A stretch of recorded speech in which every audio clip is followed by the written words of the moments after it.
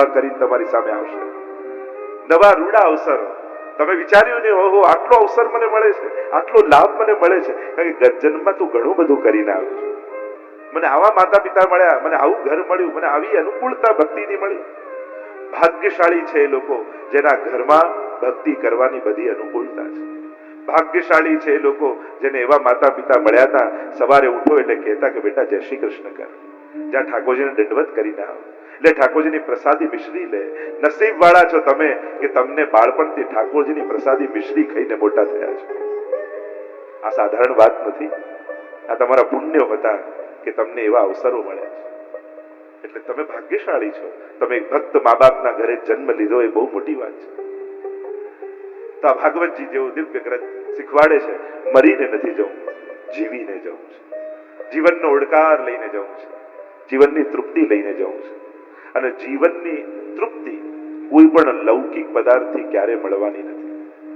આ ભાગવતજી છે ને એ પરમ દિવ્ય અલૌકિક ગ્રંથ છે. એટલે કોઈ પણ એવું લૌકિક પ્રયાસ ન કરતા કે આમાં હું કોઈ મોટિવેશન નું ગોતું, કે આ ગોતું, કે પેલું ગોતું. સંસાર વધે એવું શાસ્ત્રોમાં ગોતવું નહીં. આ સંસાર આસક્તિઓ સમાપ્ત કરનારા ગ્રંથો છે. અને એટલા માટે ભગવાનના કોઈ પણ ચરિત્રને લૌકિક બુદ્ધિથી મૂલ્યાંકન કરતા નહીં. ભગવાને આમ કેમ કર્યું, આવું કેમ કર્યું, આવું કેમ, આ બધા આપણા બુદ્ધિના ગણિતો છે. આ સાચું, ખોટું, ખરાબ, અનુકૂળ, પ્રતિકૂળ, આ બધા એક ઇમ્પ્રેશન જે આપણા મનમાં બુદ્ધિમાં પડેલી છે, એ ગણિતો ભગવાનમાં સાચા નહીં પડે. અને એટલા માટે પ્લીઝ ભગવાનને સમજવા માટે લૌકિક બુદ્ધિનો ઉપયોગ કરતા નહીં. કારણ કે ઉલટાનું ઊંધું થશે, તમે ભગવાનને લૌકિક બનાવી દેશો. આ પરમ અલૌકિક કથા છે. આ લૌકિક પુરુષોની વાત જ નથી. કારણ કે કહેનારો કોણ છે? એ કોણ છે? સર્વભૂત હૃદયમ મુનિમાનતોસ્મિ. સુખદેવજી, જેને ઈશ્વર સિવાય દુનિયામાં બીજું કંઈ દેખાતું જ નથી. અને સાંભળનારો કોણ છે? જે ઈશ્વરને પામવા સિવાય બીજું કંઈ પામવા ઈચ્છતો નથી. તો વિચાર કરો, જે બે જણા ઈશ્વર મેળવવા નીકળ્યા છે, તો કોઈ સંસારની વાત સુદ્ધા યાદે આવે? કરે તો પછી વાત, એનું સ્મરણ ન થાય. કારણ કે સંસાર સુખદેવજીને દેખાતો જ નથી. સાવ સ્નાન કરતી નિર્વસ્ત્ર અપ્સરામાં પણ જે ભગવાન જોઈ શકે, એને પછી બીજે ક્યાં સંસાર દેખાવા? વિચાર તો કરો. વિકારના સ્થાનોમાં પણ જેને વિષ્ણુ દેખાય, એને ક્યાં સંસાર દેખાવા? વિચાર તો કરો. અને એટલા માટે આ લૌકિક જનોની કથા નથી. કારણ કે જે બુદ્ધિએ સાંભળો પછી એવા જ અર્થઘટન થાય. એક વકીલને કોઈએ પૂછ્યું કે તમે રામાયણ મહાભારત સાંભળી છે, શું સમજ્યા? તો કે ભાઈ સમજો ને, બધું મને ખબર છે. એકમાં લેન્ડનો કેસ છે ને એકમાં અપહરણનો કેસ છે. તો એ તો એની બુદ્ધિ જ વિચાર કરે, એને તો કેસ જ દેખાય. અને એટલા માટે જેનો જે બુદ્ધિમાં પ્રભાવ હોય ને, એ શાસ્ત્રોમાં પણ એ ગોતે છે. જેની જે બુદ્ધિમાં પ્રભાવી હોય એ જ ગોતે. સાયન્ટિસ્ટો સાયન્સ ગોતવા આવે, કઈક લૌકિક લોકો લૌકિકતાને શોધે. જેને ધનમાં રસ છે, ધનમાં બુદ્ધિ એની જાય. જાકી રહી ભાવના જૈસી, પ્રભુ મુહૂર્ત દેખી ચિંતેસી. વિકારી વ્યક્તિને વિકારે દેખાય, ભગવાનમાં વિકાર દેખાય. એટલે સમજી લેજો, મનુ તે નહીં લૌકિકમ. મહાપ્રભુજીને સ્પષ્ટ કહા, હમારે ઠાकुरજી લૌકિક નહીં. એટલે ભાગવતજી સાંભળવા માટે લૌકિક બુદ્ધિનો ઉપયોગ બંધ કરજો. અન્ય ટીકાઓ કરતા મહાપ્રભુજીની ટીકા કેમ વિશેષ માનીએ છીએ આપણે સુબોધિનીજી? કારણ કે અન્ય વિદ્વાનોએ ભાગવતજીના જે અર્થ કર્યા એ બધા પોતાની બુદ્ધિ પ્રમાણે કર્યા. કે મારા મત પ્રમાણે, મારા વિચાર પ્રમાણે મને આ અર્થ લાગે છે, આ અર્થ. કોઈ ગમે તેટલા સારા અર્થો કરે, પણ અંતે તો એની બુદ્ધિનું જ પ્રદર્શન છે. ગમે તેટલા સારા અર્થો કર્યા, આપણને સાંભળીને મનોમંથન, મનોરંજન થઈ જાય. પણ મહાપ્રભુજીની વિશેષતા એટલા માટે અન્ય કરતા વધારે, કારણ કે મહાપ્રભુજી જે અર્થો કર્યા એ વ્યાસજી જે કહેવા માંગતા હતા એ કહ્યું છે. કે ભાગવતજી શેના માટે હું લખું છું, હું શું કહેવા માંગુ છું, તો કરતા, આ ગ્રંથના જે કરતા છે એ જે કહેવા માંગે છે એ મહાપ્રભુજી કહી રહ્યા છે. એટલે આપણા હરિરાયજી તો કહે ને, આશ્નાશ્રિતો વલ્લભાધીશો ન ચ દ્રષ્ટા સુબોધિની ન રાધિ રાધિકા નાથો વૃથાત્મ જન્મ ભૂતલે. જેણે આ સુબોધની આદિના દર્શન કર્યા નથી એના તો જન્મ વૃથા છે. અને એટલા માટે ભાગવતજી પરમ અલૌકિક ગ્રંથ છે. આવો મહાત્માની કથામાં પ્રવેશ કરીએ. 6 અધ્યાયમાં મહાત્મા છે. મંગલાચરણ કર્યું છે. મહાત્મા એટલા માટે કે જ્યાં સુધી આની મહત્તા ખ્યાલ ના આવે ત્યાં સુધી આપણે આદરે ન કરીએ. એમને સાદા કપડામાં લપેટી ભાગવતજીને ક્યાંક રાખ્યા હોય તો આપણે ગમે તેમ મૂકી દઈએ, એના ઉપર કંઈક મૂકી દઈએ એઠું જૂઠું. પણ કોઈ કે ના ના આ તો ભાગવતજી છે, તરત ખબર પડે. તમે એમ શું કરો? ઓહો ના, તરત પગે લાગો.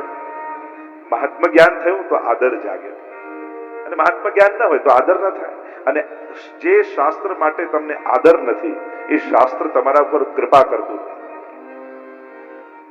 જેના માટે ભલે પ્રેમ હોય પણ આદર ન હોય તો એની કૃપાનો અહેસાસ યા એનો પ્રભાવ તમારા પર નહીં આવે.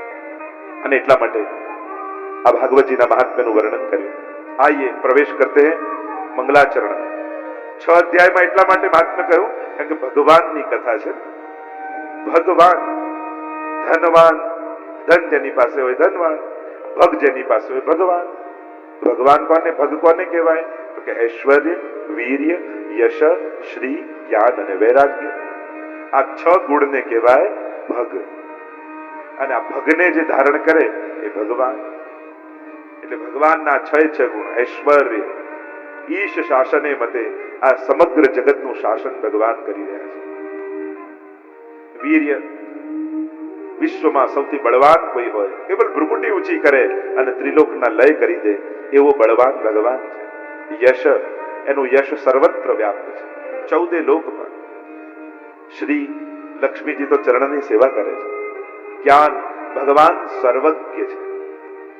અને એટલા માટે ક્યારે એમ નહીં માનવું કે ક્યાં કોઈને ખબર પડવાની છે, કારણ કે ભગવાન તો બધું જાણે છે. અચ્છા એ તો મંદિરમાં છે ને? ના, તમારી અંદર છે. એને તમને જોવા માટે બીજી કોઈ આંખો વાપરવાની જરૂર નથી. એ તમારી આંખે તમને જુએ છે. અને એટલા માટે ક્યાંય પણ ખોટું કરતા હોય તો ચારે બાજુ નહીં જોવું, અંદર જોવું. મારો ભગવાન મારી અંદર બિરાજે છે, મને જોઈ રહ્યો છે. આપણને તો ચારે બાજુ જોઈએ, કોઈ ન દેખાય. તમે ક્યાં કોઈએ જોયું છે? અરે ચારે બાજુ દ્રષ્ટિ ન ફેરવ, અંદર ફેરવ. તારી અંદર બિરાજે છે, તારી આંખે તને જુએ છે. જ્ઞાન, અને આ બધું હોવા છતાં વૈરાગ્ય. સોનાની દ્વારિકાને ડુબાડતા એને શોક થતો નથી, એને શોક નથી. પરમ વૈરાગ્ય પરમાત્મામાં છે. આ 6 ગુણ ભગ કહેવાય. ષડવિધ ઐશ્વર્ય જેને કહીએ છીએ. અને આ 6 ને જેને ધારણ કર્યા એ ભગવાન. તો 6 ગુણ છે એટલે 6 અધ્યાયમાં कथा. आइए प्रवेश करते हैं मंगलाचरण में. व्यास जी मंगलाचरण करता बोलिया. देखो मंगलाचरण किया व्यास जी ने. मंगल आचरण वही मंगलाचरण है. આપણું મંગલાચરણ દિવસનું કયું નક્કી કરો. એમ તો મહાપ્રભુજીએ કહ્યું કે અહર્નિશ ભગવત નામ લેવું, 24 કલાક ભગવાનનું નામ લેવું. વદત ભીરેવ સતતમ સ્થે મિત્તે મે મતિ. સતત જપ. પણ હવે 24 કલાક નથી જપી શકતા તો શું કરવું? અચ્છા, 24 કલાક નથી જપી શકતા તો વાંધો નહીં. બોલવાની શરૂઆત કરો ત્યારે નક્કી કરો કે પહેલું શબ્દ ભગવાનનો બોલીશ. એટલે જ્યારે જાગો ને અને કોઈ સામે મળે તો સૌથી પહેલા જય શ્રી કૃષ્ણ શબ્દ બોલવા. આ તમારું મંગલાચરણ થઈ ગયું. કદાચ ભાગવતજીના શ્લોકો યાદ ન રહે તો આ તમે એકબીજાને મળીને જે જય શ્રી કૃષ્ણ કરો છો એ તમારું મંગલાચરણ છે.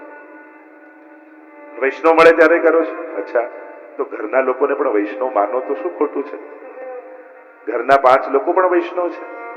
એટલે સવારે ઉઠો તો ઘરમાં, વૈષ્ણવના ઘરમાં આ એક પ્રથા જ હોવી જોઈએ કે ઘરના લોકો સવારે મળે ત્યારે સૌથી પહેલા અમે ઘરમાં બધાને જય શ્રી કૃષ્ણ કરીશું. આટલું નક્કી? બરાબર. જાગતા સમય અને સૂતા સમય આટલું 2 વાર પણ કરો તો ઘણું છે. જય શ્રી કૃષ્ણ. તારી અંદર કૃષ્ણનો જય થાય.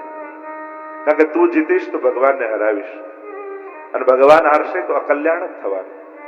વિજય તો ત્યાં હોય જ્યાં કૃષ્ણ હોય. यत्र योगेश्वरः कृष्ण यत्र पार्थो धनुर्धरः तत्र श्री विजयो भूतिर ध्रुवा निधिर मतिर्मम. गीताजी में कहा जय कहाँ है? जहाँ भगवान है. એટલે ગીતાજીમાં તમે જુઓ ને 7 અક્ષોહિણી સેના પાંડવો પાસે, પેલા પાસે તો 11 અક્ષોહિણી. એમાં સામે પક્ષે કેવા ધુરંધરો બધા, ભીષ્મ પિતામહ, કૃપાચાર્ય ચિરંજીવી, અશ્વત્થામા ચિરંજીવી, દ્રોણાચાર્ય જેવા યોદ્ધા જેને કોઈ હરાવી ન શકે, અને ભીષ્મજી પાછા ઈચ્છા મૃત્યુ વાળા. એટલે આટલા તો અમર લોકો કે જેને કોઈ મારી ન શકે. અશ્વત્થામા, બલિન વ્યાસો, હનુમાનશ્ચ, વિભીષણ, કૃપા પરશુરામશ્ચ સપ્તૈતે ચિરજીવીન, આટલા ચિરંજીવી લોકો સામે પક્ષ છતાંય જીત્યું કોણ? જે પક્ષે ભગવાન હતા.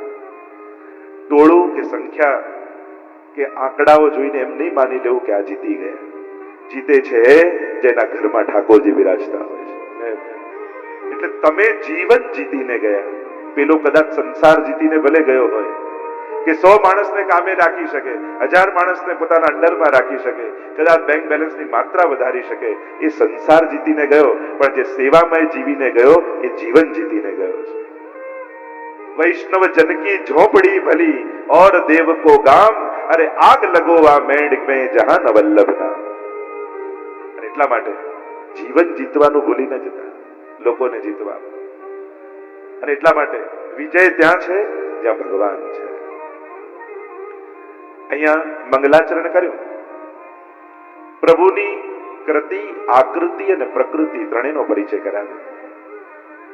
તમે જેની કથા સાંભળવા જઈ રહ્યા છો, સૌથી પહેલા એને તો સમજો, પછી એની કથા સમજાશે. જ્યાં સુધી ભગવાન નહીં સમજાય ત્યાં સુધી ભગવાનની કથા નહીં સમજાય. કારણ કે સૌથી પહેલા આ શ્લોક દ્વારા એટલું દ્રઢ થઈ જશે, કૃષ્ણ એ ભગવાન છે, સાધારણ મનુષ્ય નથી. અને એટલા માટે મનુષ્ય માટેના ધર્મ અધર્મ, સત્ય અસત્ય, પાપ પુણ્ય, સાચું ખોટુંના નિયમો ભગવાનને લાગુ પડતા નથી. जन्म कर्म चमे दिव्यम. गीता जी में स्पष्ट भगवान ने कहा, मेरा जन्म और मेरे कर्म दोनों दिव्य है. दोनों दिव्य. ઘણા લોકો એમ કે ભગવાનને કર્મ ભોગવવા આવવું પડ્યું, જો ને બાનું બાણ ખાવું પડ્યું ને આમ ખાવું. ભગવાનને કોઈ કર્મ ભોગવવા આવવું પડતું નથી. આ બધા પોતપોતાના વિચાર હશે. શાસ્ત્રો એમ નથી માનતું, ભગવાન એમ નથી માનતા. ભગવાન ગીતાજીમાં સ્પષ્ટ કહે છે, મારા જન્મ અને મારા કર્મ બંને દિવ્ય છે. દિવ્ય છે એટલે કે લૌકિક નથી, સંસારી જેવા નથી. હું જન્મું છું તો કર્મવશ નહીં, કૃપાવશ આવું છું. મારા કર્મ પાછલા કોઈ કર્મોને આધીન અને એને હિસાબ મેળવવા નથી થતા. મારી તો લીલા હોય છે. અને અનાયાસે હર્ષાત ક્રિયમાણ ચેષ્ટા સલીલા. જેનું કોઈ ઇન્ટેન્શન ન હોય, કેવલ આનંદની અભિવ્યક્તિ, એનું નામ જ લીલા છે. અને એટલા માટે ભગવાનની આ બધી લીલાઓ છે. તો સૌથી પહેલા આ ભગવાનને સમજી જાઓ તો ભગવાનની લીલાઓ ભાગવતજીમાં બધી સમજમાં આવશે. પછી ભગવાન જે કાંઈ પણ કરશે ને એમાં શંકા નહીં જાગે, શ્રદ્ધાનો આનંદ જાગશે. કે જો ઠાકોરજી ભગવાન હોવા છતાંય કેવી કેવી લીલાઓ કરે છે. જો ને ઘૂંટણીએ ચાલે છે, જો ને ચોરી કરે છે. પછી ચોરી ગુનો નહીં દેખાય. કોઈ મૂવીમાં કોઈ ચોર બને હીરો અને એટલી સારી ચોરની એક્ટિંગ કરે ને તો આપણે બહાર નીકળીને વખાણ કરીએ, બહુ સારી એક્ટિંગ કરીએ. આપણે એમ ના કે કેવો ચોર હતો, જો ને આવું કરાતું હશે. આટલો સુખીને આટલો મોટો એક્ટર થઈને ચોર કરે, અરે એને સારી એક્ટિંગ કરી, એની પ્રશંસા થાય. એમના ઠાકોરજી જે કાંઈ પણ એક્ટિંગ કરશે ને એ દરેક એક્ટિંગ કરતી વખતે આપણે પ્રશંસા કરીશું. અરે પ્રભુ, લોકો તો એક વિવાહ કરે, આ તો 16,000. વાહ વાહ પ્રભુ. ઘરમાં આટલા માખણ દહીં દૂધ પડેલા તો ચોરી ખાય. જો કેવું પ્રભુ લીલા કરે છે. એટલે પ્રત્યેક લીલા आनंद से हरे लीला. महाप्रभु जी ने कहा सुबोधनी में, प्रभु की प्रत्येक लीलाएं आनंद देने वाली. वो आनंद ત્યારે જ જાગે જ્યારે લૌકિક બુદ્ધિના હિસાબ કિતાબ બંધ કરીએ, જોખવાનું બંધ કરીએ. આ સાચું ખોટું ભગવાનને પલડામાં ન જોખાય. પ્રભુ છે એની દિવ્યતા છે અને દિવ્યતાનો આનંદ લેવાનો હોય. આપણી લૌકિક બુદ્ધિએ ભગવાનને જજ કરવા ન બેસવાનું હોય. અરે આપણું તો આપણા ઘરના લોકો નથી માનતા, ભગવાન છે ને માને. તમે ઘરે જજ કરી જોજો તમારા બાળકને, દીકરાની વહુને, અરે એકબીજાને.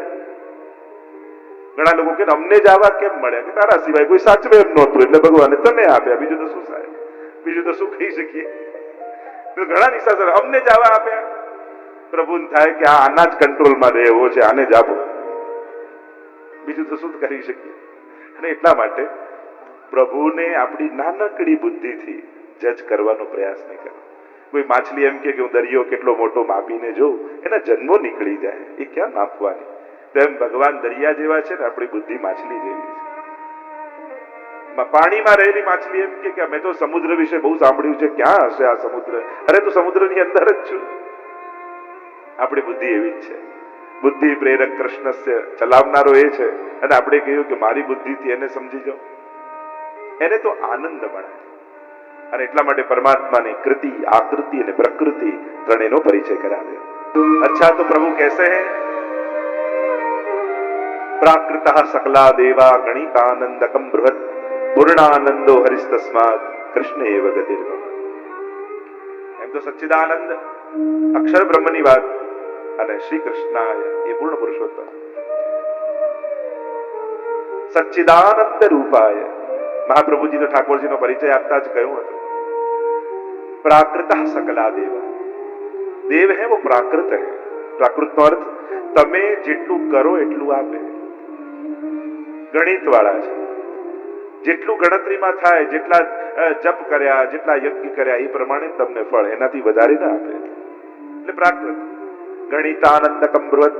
બૃહત જે અક્ષર બ્રહ્મ છે એ પણ ગણિતાનંદ છે. પણ આપણે કોની કથા સાંભળવા જઈએ છીએ? આપણે કોની સેવા કરીએ છીએ? પૂર્ણાનંદો હરિસ્તસ્માत् કૃષ્ણ એવ ગતિર્મમ.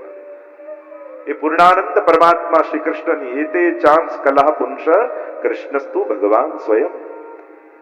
જે દ્વિતીય સ્કંદ આદિમાં ચર્ચા આવી, સ્વયં ભગવાન એની કથા, સ્વયં પૂર્ણ પુરુષોત્તમ. ભાગવતજીની મહત્તા અન્ય પુરાણો કરતા એટલા માટે છે કે અન્ય પુરાણોમાં જે કથાઓ છે એ અવતાર કૃષ્ણની કથા છે અને ભાગવતજીમાં અવતારી કૃષ્ણની કથા છે. સારસ્વત કલ્પના દ્વાપરમાં જે પૂર્ણ પુરુષોત્તમ પ્રગટ થયા એમની કથા ભાગવતજીમાં છે. એટલા માટે ભાગવતજી અન્ય સર્વ પુરાણો કરતા વિશેષ છે. આ વિશેષતા ભાગવતજી, આ મહત્તા ભાગવતજી. અન્ય પુરાણોમાં પણ કૃષ્ણ કથા આવે છે. તમે એ જ દધી મંથનની લીલા જોશો તો તમને જુદી લાગશે ભાગવત. તમે એ જ ગોવર્ધન લીલા જોશો તો અન્ય પુરાણોમાં કંઈક જુદી રીતે વર્ણિત થશે. તો આપણને થાય એક જ લીલા આવું જુદું જુદું કેમ?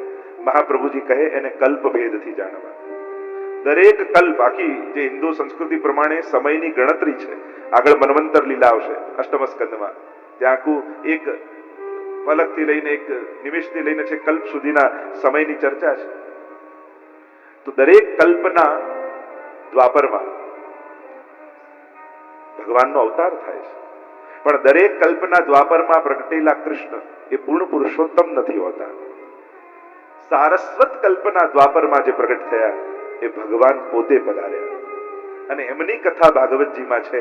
એટલે અન્ય પુરાણો કરતા ભાગવતજીની શ્રેષ્ઠતા માનવામાં આવી. સચ્ચિદાનંદ રૂપાય કૈસે હે પ્રભુ? સતરૂપ. જેનો ક્યાંય અભાવ ન હોય એને કહેવાય સત. ના સતો વિદ્યતે ભાવો ન ભાવો વિદ્યતે સત.